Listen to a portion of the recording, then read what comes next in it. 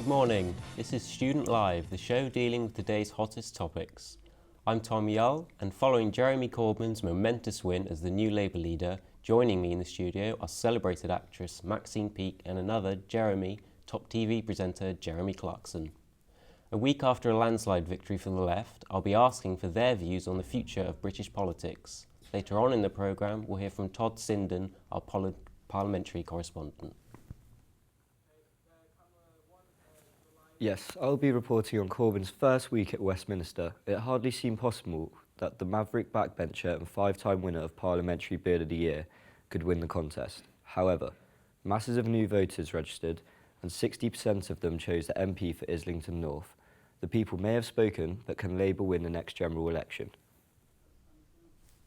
Yes, and with me today are two passionate political supporters of different persuasions to discuss just that. Maxine Peake, can you elaborate at all on your current position on the new Labour leader? Yeah, I believe Corbyn's the exact sort of fellow we need to take the country forward. You know, he's a change for politics and a change for Labour. And I believe he's the right man for the job. Okay. Jeremy Clarkson, you're quite outspoken about your opinion on Maxine's position. Would you care to elaborate at all on your... Yes, well, simply I'm opposed to it.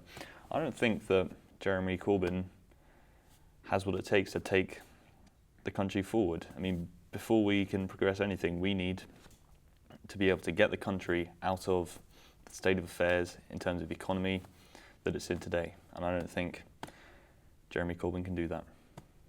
Oh, yeah. Who would you propose then? Anyone. Liz Kendall. Maybe.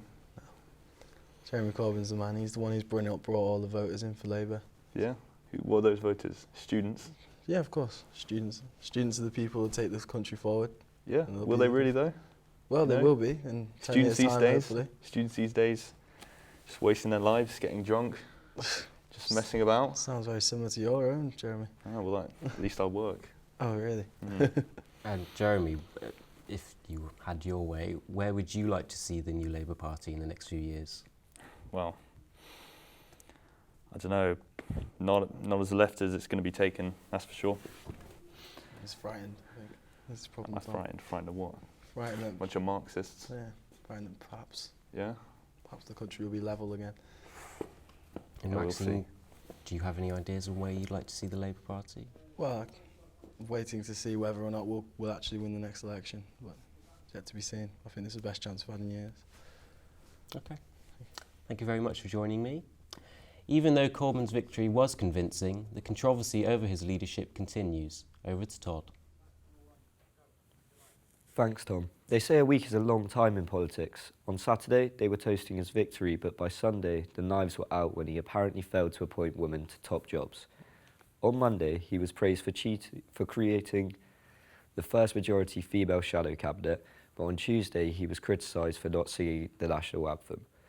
On Wednesday, he was back in favour for his Prime Minister questioned performance, but by Thursday, the new Lib Dem leader Tim Farron was claiming Labour MPs would defect in droves. And on Friday, the shadow cabinet looked split over Cameron's planned Syrian airstrikes. For Corbyn, the first week has been a bumpy ride, but over 250,000 people voted for a new kind of politics. As someone once said, things can only get better. Thanks, Todd. That's great. Many thanks for my studio guests, Maxine Peake and Jeremy Clarkson. Tomorrow, I'll be talking to Britain's oldest train robber. Till then, goodbye.